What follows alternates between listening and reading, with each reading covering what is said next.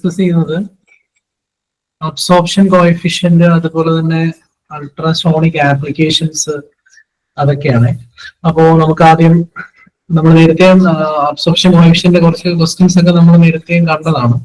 അപ്പോൾ absorption coefficient അല്ലെങ്കിൽ coefficient of absorption എന്താണെന്ന് നോക്കാം. ഇൻഡസ്ട്രീസ് എക്സ്റ്റൻഷൻ ഓഫീസർ പരീക്ഷ ഇതുവരെ പ്രിപ്പറേഷൻ തുടങ്ങാത്തവർക്കും പ്രിപ്പറേഷൻ തുടങ്ങിയിട്ടും ആദ്യ റാങ്കിൽ എത്തുമോ എന്ന ആശങ്കയുള്ളവർക്കുമായി ടെക് PSC ഏറ്റവും പുതിയ തീവ്ര പരിശീലന ഓൺലൈൻ ക്ലാസ്സുകളിലേക്കുള്ള അഡ്മിഷൻ ആരംഭിച്ചിരിക്കുകയാണ്. മുൻ വർഷങ്ങളിലെ ടോപ്പ് റാങ്കേഴ്സിനെ സൃഷ്ടിച്ചിട്ടുള്ള കേരളത്തിലെ ഏറ്റവും മികച്ച മെന്ററിന്റെയും അധ്യാപകരുടെയും നേതൃത്വത്തിൽ തീവ്ര പരിശീലന ഓൺലൈൻ ക്ലാസ്സുകൾ ടെക് PSCയുടെ മാത്രം പ്രത്യേകതയാണ്. അത്തരത്തിലുള്ള ലൈവ് ആൻഡ് റെക്കോർഡ് ക്ലാസ്സുകൾ, smart and effective capsule notes and study materials in PDF format, 5000-ലധികം topic wise multiple choice questions with detailed explanation, 20ഓളം PSC മോഡലിലുള്ള ഫീഡ്ബാക്കോട് കൂടിയ മോക്ക് ടെസ്റ്റുകൾ, doubt clearance and mentorship, scientific progress tracking, interview guidance എന്നിവ അടങ്ങിയ ഈ ഒരു കോംബോ പാക്കേജ് ഇപ്പോൾ തന്നെ നിങ്ങൾക്കും സ്വന്തമാക്കാം. അതും ടെക് PSCയുടെ 1.5 lakhs സബ്സ്ക്രൈബേഴ്സ് ഓഫറായ വെറും 2999 എന്ന നിസ്സാരമായ പ്രൈസിലും. അപ്പൊ അതിന്റെ ഡെഫിനിഷൻ എന്നാണ് പറയുന്നത്, is the ratio of sound energy absorbed by the surface to the total sound energy incident on the surface. അപ്പൊ അതിന്റെ ഡെഫിനിഷൻ ഒന്ന് നോക്കി വെക്കുക. നമ്മള് ആൽഫ അല്ലെങ്കിൽ ഏതെങ്കിലും നമ്മൾ റെപ്രസെന്റ് ചെയ്യുന്ന ആൽഫ ആണ്. യൂഷ്വലി ആൽഫ എന്ന് പറയുന്ന ലെറ്റർ ആണ് നമ്മൾ യൂസ് ചെയ്യുന്നത് കോഎഫിഷ്യന്റ് ഓഫ് അബ്സോർപ്ഷന് വേണ്ടി. സോ അതിന്റെ ഡെഫിനിഷൻ ഇതാണ്, is ratio of sound energy absorbed by the surface to the total sound energy incident. Then അതിന്റെ യൂണിറ്റ് നമുക്കറിയാം. യൂണിറ്റ് എന്ന് പറയുന്നത് സബൈൻ ആണ് യൂണിറ്റ്. ദെൻ അതിനൊരു ഫോർമുല നമ്മൾ പഠിച്ചു. അതിന്റെ ഫോർമുല നമ്മൾ അതിന്റെ ജനറൽ ഫോർമുല 0.165 എന്നാണ്. അപ്പൊ ഇവിടെ നമ്മൾ അതിനെ ഒന്ന് കുറച്ചുകൂടി മോഡിഫൈ ചെയ്തിട്ടുള്ള ഒരു ഫോർമുലകൾ നോക്കാം. സോ നമ്മൾ അബ്സോർപ്ഷൻ കോഎഫിഷ്യന്റ് കാൽക്കുലേറ്റ് ചെയ്യുന്നത് നമ്മൾ ആ ഒരു മെറ്റീരിയലിനെ നമ്മളൊരു റൂമിൽ പ്ലേസ് ചെയ്തിട്ട് അത് വെച്ചിട്ടാണ് നമ്മൾ അത് കാൽക്കുലേറ്റ് ചെയ്യുന്നത്. അപ്പൊ നമുക്ക് അതിന്റെ ഇനിഷ്യലി ഞാൻ പറയുവാണ്, അപ്പം റൂം empty ആണെങ്കിൽ അവിടുത്തെ റിവർബറേഷൻ ടൈമിന്റെ ഫോർമുല എന്ന് പറയുന്നത് 0.165 ആണ്. അപ്പൊ അവിടെ A എന്ന് പറയുന്നത് നമുക്കറിയാം, A എന്ന് പറയുന്നത് ടോട്ടൽ അബ്സോർപ്ഷൻ ആണ്. സോ V വോളിയം ആണ്. T1നെയാണ് നമ്മൾ റിവർബറേഷൻ ടൈം എന്ന് നമ്മൾ കഴിഞ്ഞ ക്ലാസ്സിൽ പഠിച്ചിരുന്നു. സോ ഇനി നമ്മൾ ഇപ്പം ഒരു empty റൂമിന്റെ അത് വെച്ചിട്ടുള്ള റിവർബറേഷൻ ടൈം ആണ് ഡിഫൈൻ ചെയ്തിരിക്കുന്നത്. ഇക്വേഷൻ 1 ആയിട്ട് ഞാൻ കാണിച്ചിരിക്കുന്നത്. അതുപോലെ തന്നെ നമ്മുടെ ആ അബ്സോർപ്ഷൻ കോഎഫിഷ്യന്റ് കാൽക്കുലേറ്റ് ചെയ്യാൻ നമ്മൾ ആ സൗണ്ട് അബ്സോർബിംഗ് മെറ്റീരിയലിനെ നമ്മൾ ആ റൂമിൽ പ്ലേസ് ചെയ്തിട്ട് നമ്മൾ അങ്ങനെയുള്ള റിവർബറേഷൻ ടൈം മെഷർ ചെയ്യുകയാണെങ്കിൽ നമ്മുടെ ഫോർമുല എന്ന് പറയുന്നത് 0.165 V by A plus alpha dash S. അപ്പൊ അത് മോഡിഫൈഡ് റിവർബറേഷൻ ടൈം ആണ്. അപ്പൊ നമ്മൾ ആ ഒരു empty റൂമിലുള്ള റിവർബറേഷൻ ടൈം നമ്മുടെ നോർമൽ ഇക്വേഷൻ T1 നമ്മൾ ഡിഫൈൻ ചെയ്തു. ദെൻ ഒരു സൗണ്ട് അബ്സോർബിംഗ് മെറ്റീരിയൽ നമ്മൾ പ്ലേസ് ചെയ്തിട്ട് വീണ്ടും നമ്മൾ റിവർബറേഷൻ ടൈം മെഷർ ചെയ്യുമ്പോൾ നമുക്ക് കിട്ടുന്ന ഫോർമുലയാണിത്. അപ്പൊ അതിനകത്തുണ്ടാവുന്ന മോഡിഫിക്കേഷൻ നോക്കുക. A എന്ന് പറയുന്നത് ആ ടോട്ടൽ അബ്സോർപ്ഷൻ ഏരിയ ചേഞ്ച് ചെയ്തിരിക്കുന്നത് A plus alpha dash S എന്നുള്ള ഫോം വെച്ചിട്ടാണ് അത് ചേഞ്ച് ചെയ്തിരിക്കുന്നത്. ദെൻ നമ്മൾ ഇതിന്റെ ഡിഫറൻസ് എടുക്കുകയാണ്, T2 മൈനസ് T1. സോ ആ വാല്യൂ ഞാൻ ജസ്റ്റ് ഡിഫറൻസ് എടുത്തേക്കുവാണ്. അപ്പൊ എനിക്ക് കിട്ടുന്ന വാല്യൂ 0.165 V ആണ്. 0.165 V by alpha dash S. So ഇതിനകത്ത് എനിക്ക് ആൽഫ ഡാഷ് നമുക്ക് അബ്സോർപ്ഷൻ കോഎഫിഷ്യന്റ് ആൽഫ ഡാഷ് അല്ലെങ്കിൽ ആൽഫ നമുക്ക് ഡിഫൈൻ ചെയ്യാം 0.16 V by S into T2 minus T1. അപ്പോൾ ഇത് ഈ രീതിയിലാണ് നമ്മൾ ആ അബ്സോർപ്ഷൻ കോഎഫിഷ്യന്റ് വാല്യൂ നമ്മൾ ഡിറ്റർമിൻ ചെയ്യുക. T2 T1 ആ രണ്ട് റിവർബറേഷൻ ടൈം ആണ്. അത് ഒരു empty റൂമിന്റെയും അതുപോലെ തന്നെ നമ്മൾ അബ്സോർബിംഗ് മെറ്റീരിയലിനെ നമ്മൾ ഒരു പ്ലേസ് ചെയ്തിട്ടുള്ള റിവർബറേഷൻ ടൈമുമാണ് T2 T1 എന്ന് പറയുന്നത്. അപ്പം ഇതാണ് അതിന്റെ ഫോർമുല. ഇനി നമുക്ക് അപ്പൊ അതിന് ജസ്റ്റ് അതിന്റെ ഫോർമുലയും ഡെഫിനിഷനും ഒക്കെ നോക്കിയാൽ മതി, യൂണിറ്റ് അറിയാം. സോ ഈ ഓപ്ഷൻ ആൻസർ പറയോ? Absorption coefficient of a material depends on എന്തിനെയൊക്കെ ഡിപ്പെൻഡ് ചെയ്യുന്നത്?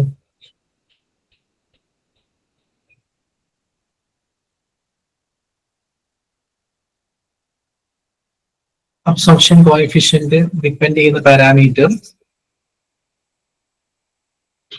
നമ്മൾ ആ റിവർബറേഷൻ ടൈമിനകത്ത് 0.165 V by A എന്ന് പറഞ്ഞിരുന്നു. അവിടെ A എന്ന് പറയുന്നത് ആൽഫ എസ് ആണ്. അപ്പോ ഇത് ഡിപ്പെൻഡ് ചെയ്യുന്ന പാരാമീറ്റർ മെറ്റീരിയൽ ഡെൻസിറ്റി, ഇലാസ്റ്റിസിറ്റി, ഈ പാരാമീറ്റേഴ്സിനെ ഡിപ്പെൻഡ് ചെയ്യുന്നുണ്ട്. അതുപോലെ തന്നെ ഫ്രീക്വൻസിയെ ഡിപ്പെൻഡ് ചെയ്യുന്നുണ്ട്.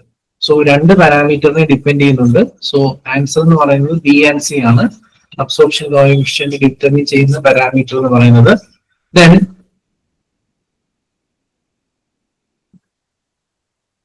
അപ്പൊ ഈ ഫ്രീക്വൻസിയുടെ കാര്യങ്ങൾ നമ്മൾ കഴിഞ്ഞ ക്ലാസ്സിൽ പറഞ്ഞിരുന്നതാണ്. അത് റിലേറ്റ് ചെയ്ത ക്വസ്റ്റ്യൻസ് പറഞ്ഞതാണ്. High frequencies are more absorbed than low frequencies. അപ്പം അത് ഒരു ഫ്രീക്വൻസി റിലേറ്റിംഗ് പാരാമീറ്റർ തന്നെയാണ് ഈ അബ്സോർപ്ഷൻ കോഎഫിഷ്യന്റ് എന്ന് പറയുന്നത്. അതുപോലെ തന്നെ അത് ഡിപ്പെൻഡ് ചെയ്യുന്നത് ഡെൻസിറ്റി, ഇലാസ്റ്റിസിറ്റി ഒക്കെ അത് ഡിപ്പെൻഡ് ചെയ്യുന്നുണ്ട്. അപ്പോ അതാണ് ഫസ്റ്റ് പോയിന്റിലൂടെ എക്സ്പ്ലെയിൻ ചെയ്തിരിക്കുന്നത്. അപ്പം രണ്ട് ഓപ്ഷൻസും കറക്റ്റ് ആണ്. അതായത് എങ്ങനെ ആ മെറ്റീരിയൽ എങ്ങനെയാണ് അത് സൗണ്ടിനെ അബ്സോർബ് ചെയ്യുന്നത് എന്നുള്ളത് ഡെൻസിറ്റി, ഇലാസ്റ്റിസിറ്റിയും ഡിപ്പെൻഡ് ചെയ്യുന്നുണ്ട്. അതുകൂടാതെ തന്നെ frequency ഡിപ്പെൻഡന്റുമാണ്. Then, as the frequency of sound increases, the absorption coefficient of most porous material എന്ത് സംഭവിക്കും? ഫ്രീക്വൻസി ഇൻക്രീസ് ചെയ്യുമ്പോൾ ഇപ്പൊ പറഞ്ഞ പോയിന്റ് അതെ, ഇൻക്രീസസ് ആണ്. നമ്മൾ നേരത്തെ പറഞ്ഞു ഫ്രീക്വൻസി ഡിപ്പെൻഡന്റ് ആണ്. എങ്ങനെയാണ് ഫ്രീക്വൻസിയോട് റിലേറ്റ് ചെയ്തതെന്ന് പറഞ്ഞു. Then, third question. Hard, smooth materials such as glass and concrete typically have അതിന്റെ അബ്സോർപ്ഷൻ കോഎഫിഷ്യന്റ് എങ്ങനെയായിരിക്കും? ഹാർഡ് മെറ്റീരിയൽസിന് അബ്സോർപ്ഷൻ കോഎഫിഷ്യന്റ് ഹൈ ആയിരിക്കും, ലോ ആയിരിക്കും? Option B low. Option B low ആയിരിക്കും. പോറസ് ആയിട്ടുള്ള മെറ്റീരിയൽസിനായിരിക്കും അത് ഹൈ ആയിട്ടുള്ളത്. Then,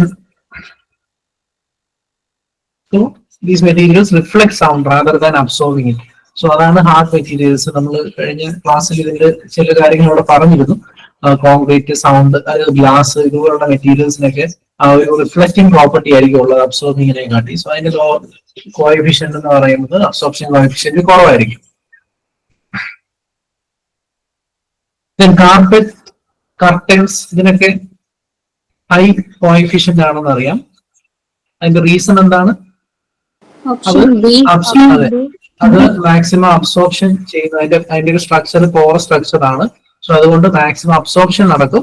സോ അതുകൊണ്ടാണ് നമ്മൾ യൂസ് ചെയ്യുന്ന മെറ്റീരിയൽ. അപ്പൊ നിങ്ങൾ ഇത് പഠിക്കുന്നതിന്റെ കൂട്ടത്തിൽ തന്നെ ഹൈ അബ്സോർബിംഗ് മെറ്റീരിയൽസും ലോ അബ്സോർബിംഗ് കോഎഫിഷ്യൻസ് ഉള്ള മെറ്റീരിയൽസും ഇതിനകത്തൊന്ന് പഠിച്ചോണം.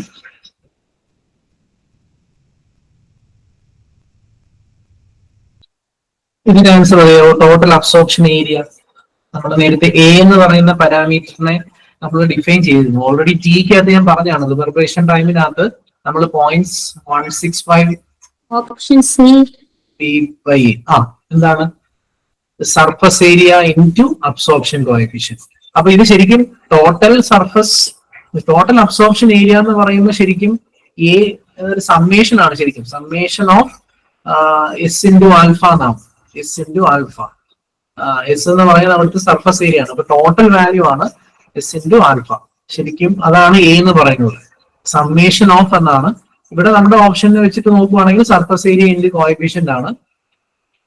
ശരിക്കുള്ള ഫോർമുല വരുമ്പം ഇവിടെ ഒരു summation of surface area into coefficient എന്നാണ്. കോഎഫിഷ്യന്റ് നമ്മൾ ആൽഫ വെച്ചിട്ടാണല്ലോ റെപ്രസെന്റ് ചെയ്യുന്നത്. അപ്പോ അതിന്റെ ഒരു ടോട്ടൽ വാല്യൂ ആണ് നമ്മുടെ എ എന്ന് പറയുന്നത്. അപ്പൊ രണ്ടുകൂടെ മൾട്ടിപ്ലൈ ചെയ്താൽ മതി. ഇതാണ് ആൻസർ. ഇതിന്റെ ആൻസർ പറയോ? കുറെ മെറ്റീരിയൽ നമ്മൾ ആ ഇക്വേഷൻസ് ഒക്കെ തന്നെ പല രീതിയിൽ ചോദിച്ചിരിക്കുന്ന ക്വസ്റ്റ്യൻസ് ആണ്. ഇതിന്റെ ആൻസർ പറയോ? For a material with absorption coefficient of 0.4 and a surface area of 5 meter square, increasing the surface area to 10 meter square will. Option A. Option Option A. Option A അല്ലേ? അപ്പൊ അതെങ്ങനെയാ വരുന്നത്? നമുക്ക് absorption coefficient ആദ്യം തന്നിരിക്കുന്നത് ആൽഫയുടെ value 0.4 ആണ്. Surface area എന്ന് പറയുന്നത് എസ് എടുക്കുവാണ്. അത് 5 മീറ്റർ സ്ക്വയറും ആണ്. സോ നമുക്ക് എ മെഷർ ചെയ്യുമ്പോൾ അബ്സോർപ്ഷൻ ഏരിയ മെഷർ ചെയ്യുമ്പോൾ നമുക്ക് ആൽഫ ഇൻറ്റു എസ് എന്ന് പറയുന്നത് 0.4 ഇൻറ്റു 5 ആണ്. അപ്പൊ അത് എത്ര വരും? 2 വരും. ഓക്കെ, ദെൻ നമ്മൾ വീണ്ടും അതിനെ ഇൻക്രീസ് ചെയ്യുവാണ്. അപ്പൊ ഇനിഷ്യലി ഉള്ള വാല്യൂ ആണിത്. അപ്പൊ നമ്മൾ എന്താ ചെയ്യുന്നത്? Increasing the surface area to 10 metre square. അപ്പൊ ആൽഫ 0.4 തന്നെയാണ്, പക്ഷെ സർഫസ് ഏരിയ 10 മീറ്റർ സ്ക്വയർ ആവുമ്പോൾ നമുക്ക് ഏരിയ, അബ്സോർപ്ഷൻ ഏരിയ എന്ന് പറയുന്നത് 0.4 ഇൻറ്റു 10 എന്ന് വരും. അതായത് 4 ആവും. അപ്പം 2 മാറി ഇപ്പൊ 4 ആയി. നമ്മൾ സർഫസ് ഏരിയ ഇൻക്രീസ് ചെയ്തപ്പോൾ നമ്മുടെ വാല്യൂ ഡബിൾ ചെയ്തു. So double the total absorption area. Option A ആണ് answer. Which material has the highest absorption coefficient? അത് ഈസി ആയിട്ട് അറിയാം, കാർപ്പറ്റ് ആണ്. കാർപ്പറ്റ് ആണ്. അതിന്റെ സ്ട്രക്ചർ അതുപോലാണ്. സോ ഒരു ഹൈലി അബ്സോർബിംഗ് മെറ്റീരിയൽ ആണത്. Which of the following factors primarily influences the absorption coefficient of ultrasonic waves?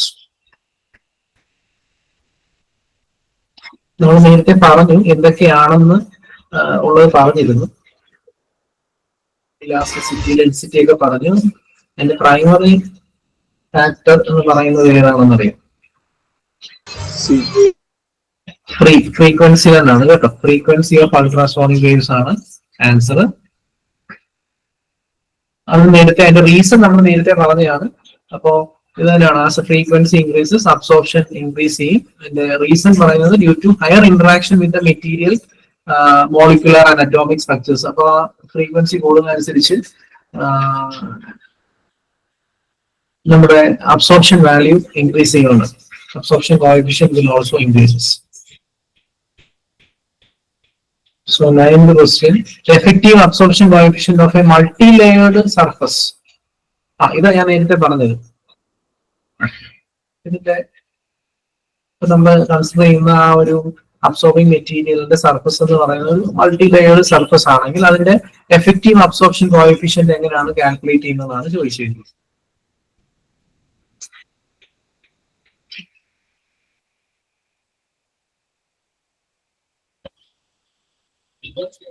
Adding absorption coefficients.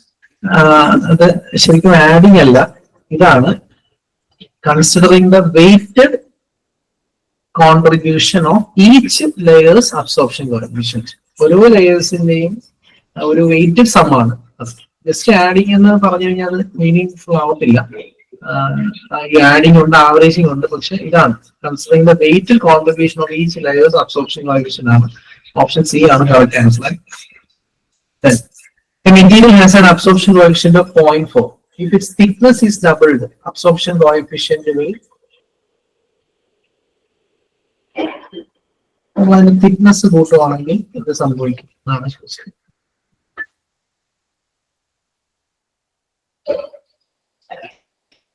Increases.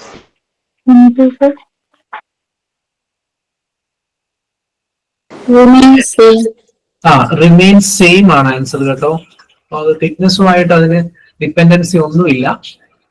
So doubling the thickness may change the materials overall sound absorption, but absorption coefficient practically remains constant. അത് തിക്നെസ്സുമായിട്ട് അത് independent ആണ്. So അതുകൊണ്ട് ഒരു dependency വരുന്നില്ല. So അത് constant ആയിരിക്കും. So option C ആണ് answer. It remains constant ആണ്. വാല്യൂ ഒക്കെ തമ്മിൽ നമ്മൾ കൺഫ്യൂഷൻ ആവരുത്. ഇൻഡസ്ട്രീസ് എക്സ്റ്റൻഷൻ ഓഫീസർ പരീക്ഷ ഇതുവരെ പ്രിപ്പറേഷൻ തുടങ്ങാത്തവർക്കും പ്രിപ്പറേഷൻ തുടങ്ങിയിട്ടും ആദ്യ റാങ്കിൽ എത്തുമോ എന്ന ആശങ്കയുള്ളവർക്കുമായി ടെക് PSC ഏറ്റവും പുതിയ തീവ്ര പരിശീലന ഓൺലൈൻ ക്ലാസ്സുകളിലേക്കുള്ള അഡ്മിഷൻ ആരംഭിച്ചിരിക്കുകയാണ്. മുൻ വർഷങ്ങളിലെ ടോപ്പ് റാങ്കേഴ്സിനെ സൃഷ്ടിച്ചിട്ടുള്ള കേരളത്തിലെ ഏറ്റവും മികച്ച മെന്ററിന്റെയും അധ്യാപകരുടെയും നേതൃത്വത്തിൽ തീവ്ര പരിശീലന ഓൺലൈൻ ക്ലാസ്സുകൾ ടെക് PSCയുടെ മാത്രം പ്രത്യേകതയാണ്. അത്തരത്തിലുള്ള ലൈവ് ആൻഡ് റെക്കോർഡഡ് ക്ലാസ്സുകൾ, smart and effective capsule notes and study materials in PDF format, 5000-ലധികം topic wise multiple choice questions with detailed explanation, 20ഓളം PSC മോഡലിലുള്ള ഫീഡ്ബാക്കോട് കൂടിയ മോക്ക് ടെസ്റ്റുകൾ, doubt clearance and mentorship, scientific progress tracking, interview guidance എന്നിവ അടങ്ങിയ ഈ ഒരു കോംബോ പാക്കേജ് ഇപ്പോൾ തന്നെ നിങ്ങൾക്കും സ്വന്തമാക്കാം. അതും ടെക് PSCയുടെ 1.5 lakhs സബ്സ്ക്രൈബേഴ്സ് ഓഫറായ വെറും 2999 എന്ന നിസ്സാരമായ പ്രൈസിലും. ഇന്ന് തന്നെ ടെക് PSC ആപ്പ് ഡൗൺലോഡ് ചെയ്തുകൊണ്ട് നിങ്ങളുടെ പ്രിപ്പറേഷൻ ആരംഭിച്ചോളൂ. കൂടുതൽ വിവരങ്ങൾക്ക് സ്ക്രീനിൽ കാണുന്ന നമ്പറിൽ നിങ്ങൾക്ക് ഞങ്ങളെ ബന്ധപ്പെടാവുന്നതാണ്.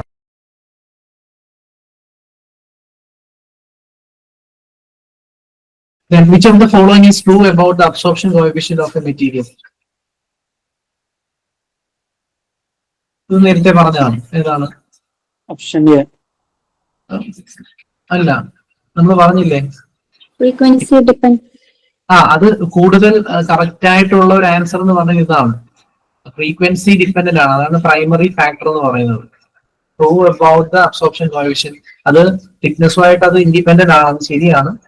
കൂടുതൽ ആക്യുറേറ്റ് ആയിട്ടുള്ള ആൻസർ എന്ന് പറയുന്നത് ഫ്രീക്വൻസി ഡിപ്പെൻഡൻസി എന്നാണ് കേട്ടോ.